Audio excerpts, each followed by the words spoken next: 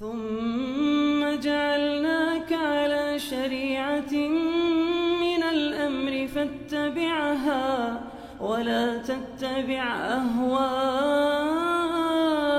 الذين لا يعلمون. Ini ada pertanyaan lagi, Ustaz. Izin bertanya, Ustaz, tentang berlemah lembut pada sesama muslim. Di satu sisi yang terjadi saat ini, banyak para asatidzah yang saling mentahdzir. Bagaimanakah kita sebagai murid harus bersikap dalam masa fitnah seperti ini? Barakallahu fiik. Mohon nasihatnya, Ustaz, untuk kami. Barakallahu fiikum.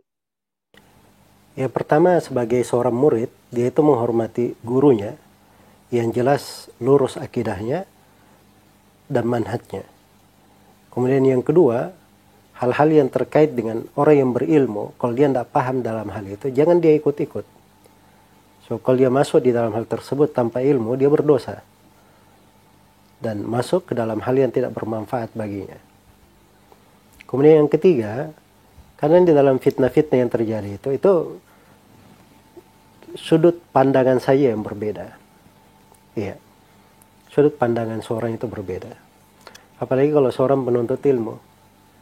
Ibaratnya seorang yang belajar itu, kalau dia terbang, ya baru terbang sedikit, dia hanya melihat 2-3 rumah sekitarnya.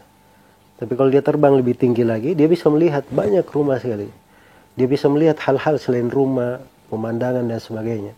Semakin luas, ya, dan dalam seorang menuntut ilmu, itu pandangannya semakin luas pula. Karena itu kadang di dalam menilai sesuatu itu, dilihat dari kacamata siapa. Ya, kadang dipandang itu sebagai perpecahan, perselisihan. Baik itu kan penilaian. Penilaian seperti ini dilihat pada siapa yang menilainya. Ya, karena itu yang saya nasihatkan, kalau dia adalah seorang penuntut ilmu, dia sibukkan dirinya dengan belajar. Jangan dia masuk ke dalam hal-hal yang tidak bermanfaat. Berlemah lembut itu adalah sifat dan ciri dakwah salaf. Iya, karena kelembutan itulah yang bermanfaat. Fabima rahmatin minallahi linta lahum walau kunta faddan ghalidhal qalbi lam faddu min hawlik. Karena rahmat dari Allah, engkau Nabi Muhammad berlemah lembut terhadap mereka. Dan kata engkau itu keras dan kasar hati, mereka akan lari meninggalkanmu. Iya. Dan berbagai wejangan Nabi terkait dengan hal tersebut. Maka berlemah lembut itu adalah hal yang baik. Tapi bukan artinya seorang itu tegas. Itu tidak baik. Tegas pada tempatnya itu diperlukan. Dan Nabi SAW juga melakukannya. Ya, karena itu pernah para sahabat berwudu, tidak mencuci kakinya, tidak mencuci tumitnya. Maka Nabi berteriak dengan suara yang paling tinggi. Wailul lil aqabi minan nar. Celakalah tumit-tumit dari api neraka. Ini para sahabat ditegur dengan suara yang keras seperti itu. Jadi kadang sesuatu itu kalau ditempatkan pada tempatnya, itulah yang baik. Dan itulah yang disebut dengan hikmah. Hikmah itu meletakkan segala sesuatu pada tempatnya. Lembut pada tempatnya, tegas pada tempatnya. Ya. Dia memakai cara represif pada tempatnya, memakai cara persuasif pada tempatnya. Ya, tergantung bagaimana kondisi dan keadaannya. Semoga Allah memberikan taufik kepada semuanya. Wallahu ta'ala alam. Ini Ustaz, ada pertanyaan lagi. Ustaz, izin bertanya. Yang pertama, apakah jika kita belajar dengan dicukupkan hanya beberapa guru yang jelas mengikuti sunnah sebagai referensi guru, apakah itu dikatakan fanatik jika tidak mau mengambil dari sembarang guru? Jadi Imam Malik rahimahullahu ta'ala, beliau hanya belajar di kota Madinah. Beliau tidak pernah meninggalkan kota Madinah.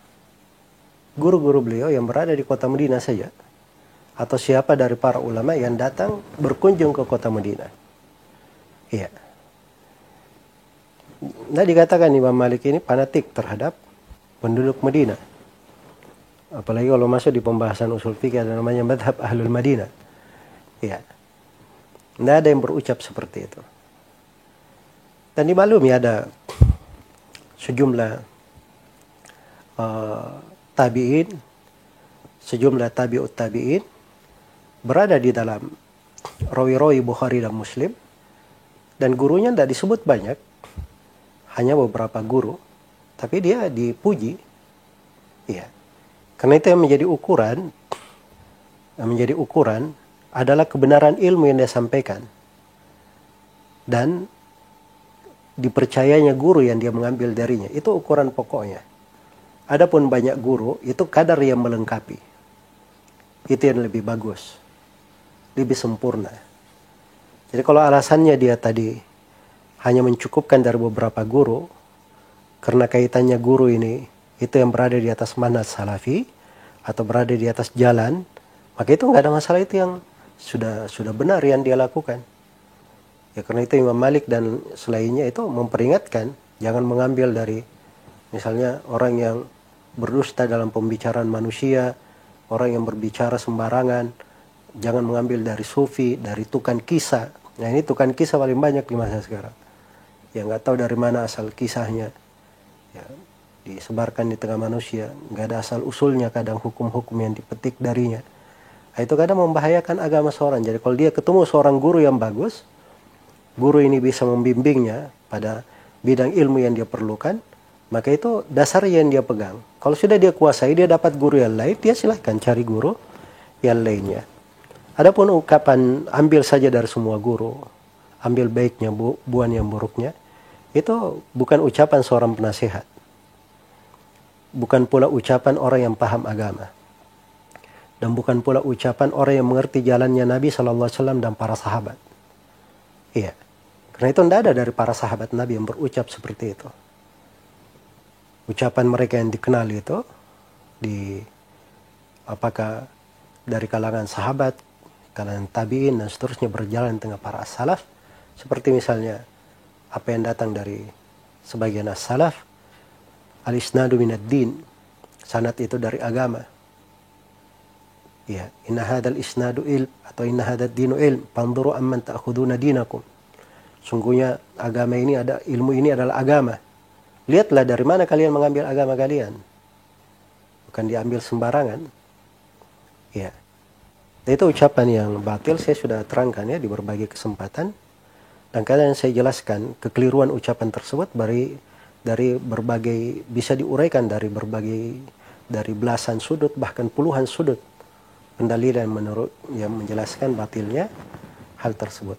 Mengambil ilmu itu dari sumber yang jelas. Ya, dari sumber yang jelas. Jadi kriteria guru itu pertama dia punya ilmu pada bidang yang diajarkan. Kemudian yang kedua akidahnya selamat, bersih. Kemudian yang ketiga manhaj yang lurus di atas manhaj salaf. Kemudian yang keempat, dia itu penasihat bagi murid. Ikhlas, tulus bagi muridnya. Ingin kebaikan untuk dia. Semoga Allah memberikan taufik kepada semuanya. Wallahu ta'ala alam.